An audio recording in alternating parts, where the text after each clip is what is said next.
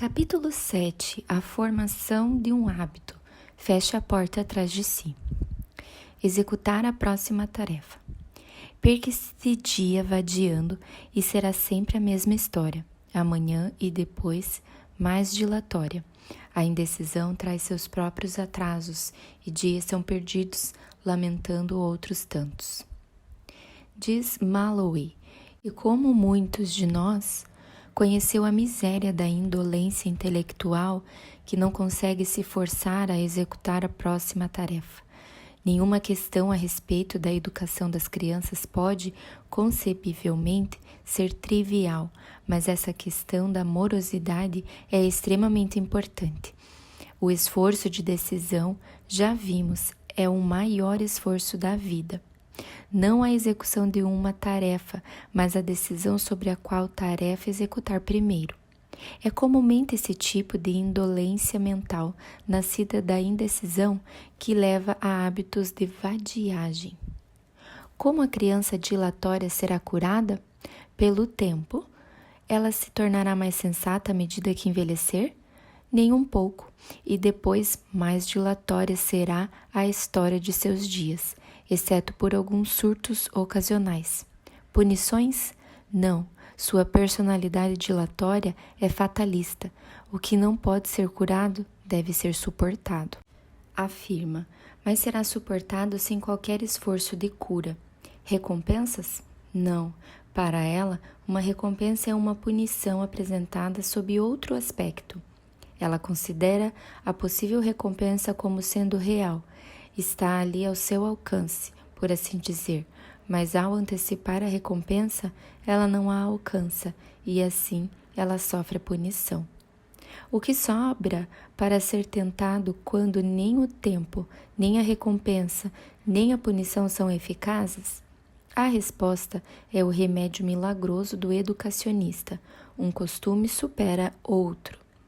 Esta ociosidade crônica é um hábito a ser suplantado apenas pelo hábito contrário, e a mãe deve dedicar-se por algumas semanas a esta cura de forma constante e incansável, como faria para tratar seu filho do sarampo. Tendo em poucas, quanto menos melhor, palavras sinceras apontado para a criança as misérias que surgem deste erro e o dever de superá-lo, e tendo guiado sua vontade, tristemente fraca, para o bem fazer, a mãe simplesmente percebe que durante várias semanas a falha não se repete. A criança vai se vestir para uma caminhada, ela começa a divagar enquanto amarra seus sapatos. O cardápio em suas mãos fica suspenso no ar, mas sua consciência está desperta. Ela é constrangida a olhar para cima e cruza com o olhar esperançoso e expectante de sua mãe. Ela responde ao apelo e prossegue com o cadarço. Durante o processo, faz outra pausa ao amarrar o segundo sapato, mais curta desta vez. Novamente ela olha para cima e novamente ela prossegue. As pausas tornam-se menores dia após dia, os esforços mais estáveis, a vontade jovem e imatura vai sendo fortalecida, o hábito da ação imediata adquirido. Depois da primeira conversa, a mãe faria bem em evitar qualquer outra palavra sobre o assunto, o olhar expectante não reprovador, e quando a criança vai longe em sua divagação, o toque mais leve possível são os únicos instrumentos efetivos. Aos poucos, ela pode perguntar: você acha que pode se aprontar em 5 minutos hoje, sem mim? Ah, sim, mamãe. Não diga que sim, a menos que você tenha certeza. Eu vou tentar. E ela tenta e consegue. Então, a mãe começa a ficar tentada a relaxar seus esforços, a ignorar um pequeno descuido, porque a querida criança tem se esforçado tanto. Isso é absolutamente fatal. O fato é que o hábito do descuido está fazendo um registro apreciativo na própria substância do cérebro da criança. Durante as semanas de cura, o novo crescimento vem destruindo o antigo trilho, e o trilho de um novo hábito está sendo formado. permitir qualquer retorno ao velho mau hábito é por todo esse ganho a perder. Formar um bom hábito é o trabalho de algumas semanas. Preservá-lo é um trabalho incessante, mas é de forma alguma um cuidado ansioso. Uma palavra a mais. A ação imediata por parte da criança deve ser a recompensa do lazer absoluto, isto é, do tempo para fazer exatamente o que quiser, não concedido como um favor, mas conferido sem quaisquer palavras por parte da mãe, como um direito. O hábito é um prazer em si mesmo.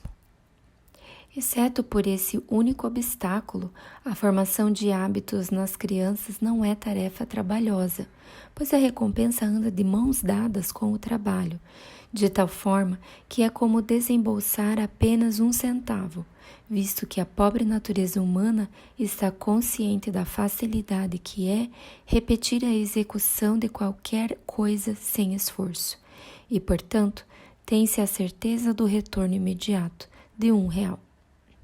Pois um hábito é um prazer em si mesmo. A formação de um hábito, a diminuição gradual do sentido de esforço em uma certa ação, é prazerosa. Esse é um dos motivos de, às vezes, as mães darem com os burros na água.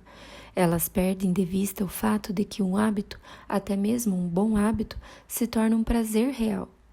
E no momento em que o hábito de fazer uma certa coisa está realmente formado na criança, a sua mãe imagina que o esforço que ela faz ainda é tão grande quanto no princípio, que ela é muito virtuosa por continuar fazendo esse esforço e que, portanto, merece como recompensa um pouco de descanso. Assim, a mãe passa a permitir que a criança negligencie o novo hábito algumas vezes e então continue praticando. Mas o hábito não está continuando, ele está sendo reiniciado, e reiniciado diante dos obstáculos. O pequeno descanso que ela permite à criança significa a formação de outro hábito contrário, que precisa ser superado antes que a criança volte ao que era antes. De fato, essa compaixão insensata por parte das mães é a única coisa que torna essa tarefa de treinar uma criança em bons hábitos trabalhosa, pois é da natureza da criança ser conduzida aos hábitos tão naturalmente quanto um bebê é conduzido ao leite de sua mãe. Tato, vigilância e persistência. Como exemplo, vamos utilizar um hábito de pouca importância, exceto como uma questão de consideração pelos outros. A mãe deseja que seu filho adquira o hábito de fechar a porta atrás de si, quando entra ou sai de um cômodo. Tato, vigilância e persistência são as qualidades que ela deve cultivar em si mesma, e ao utilizá-las, ela ficará surpresa com a prontidão com que a criança irá adquirir o novo hábito. Etapas na formação de um hábito. Johnny, ela diz, em um tom animado e amigável, quero que você se lembre de algo com todas as suas forças. Nunca entre ou saia de um cômodo em que haja alguém sem fechar a porta. Mas se eu esquecer, mamãe, vou tentar lembrá-lo. Mas talvez eu possa estar com muita pressa. Você sempre deve ter tempo para fazer isso. Mas por que, mãe? Porque não é educado deixar as pessoas que estão em um cômodo da casa desconfortáveis. Mas e se eu for sair de um cômodo que entrei no mesmo momento? Ainda assim, feche a porta quando você entrar. Você pode abri-la novamente para sair. Você acha que consegue se lembrar? Vou tentar, mamãe. Muito bem, vou ficar te observando para ver quantas vezes você se esquecerá. Por 2 ou 3 vezes, Johnny se lembra. Mas então acontece dele sair apressadamente de um cômodo e antes que sua mãe possa chamá-lo de volta, ele já está a meio caminho da escada. Ela não grita. Johnny volta e fecha a porta, porque ela sabe que uma convocação desse tipo é exasperante para qualquer pessoa. Ela vai até a porta e chama agradavelmente, Johnny. Mas Johnny esqueceu tudo o que conversou com sua mãe sobre a porta. Ele se pergunta o que sua mãe deseja e, movido pela curiosidade, volta para encontrá-la sentada e ocupada em seus afazeres, como antes. Ela levanta o rosto, olha para a porta e diz: Eu disse que tentaria te lembrar. Ah, eu esqueci, diz Johnny, envergonhado, e então fecha a porta daquela vez e da próxima. Mas o pequenino não tem muito poder para se lembrar, e a mãe terá de adotar vários pequenos dispositivos para lembrá-lo. Mas ela deve ser cuidadosa em relação a duas coisas. Ele nunca deverá entrar ou sair sem fechar a porta, e ela nunca deixará o assunto ser uma fonte de atrito entre ela e a criança. Ao invés disso, ela deverá assumir o papel de uma aliada amigável, que o auxilie contra sua fraca memória. Aos poucos, depois de fechar a porta por, digamos, 20 vezes, sem nenhuma negligência, o hábito começará a se formar. Johnny fechará a porta como por costume, e sua mãe prazerosamente o observará entrando em um cômodo, fechando a porta, pegando algo sobre a mesa e fechando a porta novamente ao sair. A etapa perigosa. Agora que Johnny sempre fecha a porta, a alegria e o triunfo de sua mãe começam a se misturar com uma compaixão irracional. Pobre criança, ela diz a si mesma, é muito gentil de sua parte se preocupar tanto com algo tão pequeno, só porque eu mandei. Ela acha que o tempo todo a criança está se esforçando por ela. Ela está perdendo de vista o fato de que o hábito se tornou fácil e natural e que, na verdade, Johnny agora fecha a porta de forma inconsciente. Chega então o momento crítico. Certo dia, Johnny está tão envolvido com uma nova diversão que o hábito, ainda não totalmente formado, perde sua resistência. E ele já está quase no andar de baixo quando se lembra da porta. Então, ele se lembra, com um pouco de consciência, não suficientemente forte para fazê-lo voltar, mas somente para fazê-lo parar por um momento e ver se sua mãe o chamará de volta. Ela notou a omissão e está dizendo a si mesma: coitadinho, ele tem sido gentil em relação a isso há tanto tempo, não vou perturbá-lo desta vez. Ele, por outro lado, não escuta sua mãe chamar. Então, diz a si mesmo, sentença fatal: Oh, isso não importa, e vai embora.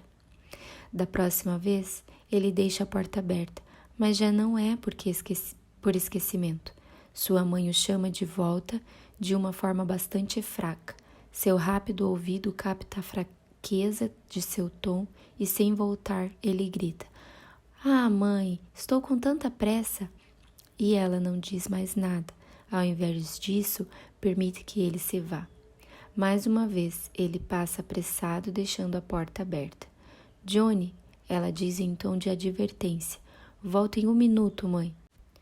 E depois de 10 minutos procurando alguma coisa, ele vai embora, esquecendo-se de fechar a porta.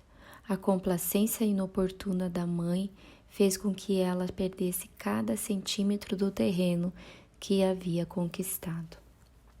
Perguntas para uso dos estudantes. 1.